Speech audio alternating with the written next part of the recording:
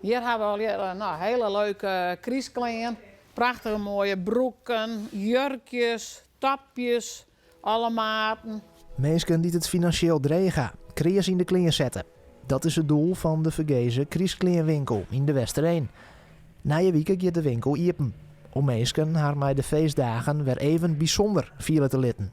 Dat is speciaal voor de mensen van voor de voedselbank en mensen die het hun opjongen hadden. Er zijn inmiddels ook mensen die gaan zelf opjongen voor hun cliënt of zo. Klein wat binnenkomt, dat bij we ons skiftje en leuk ophangen. Er is hier aan het strikken, want de bloesjes moeten toch wel een beetje netjes strutsen worden. Nou, en zo ben we mijn, want er wat ondergaan om die wat leuk in te jochten. Je kan even als de dames aan het passen binnen en dan maal je even een bakje koffie. Voor de band hebben we al hier lekker snoep in de potten. Heb je meer nog idee hoeveel mensen hier komen zullen na je week? Ik heb geen flauw idee. Maar bij deze hoop ik toch dat ze komen. En dat ze hun net hoeven te scammen dat ze hier komen. Want ze jaren erbij.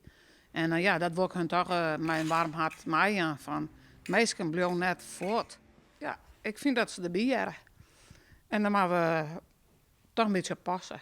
Een soort bedrijven uit de regio gaan een bijdrage leveren. En daarom kan de winkel na je week tongensje, vreed en sneeuwen jeppen. Het is helemaal vergees. Ze maken gratis wat uitziekje. En dat staat voorop. Dus wie wil ze wat warms mee aan en ze hoeven net te denken dat ze de beurs of heel betalen moeten. Het is gratis. En vooral voor hun.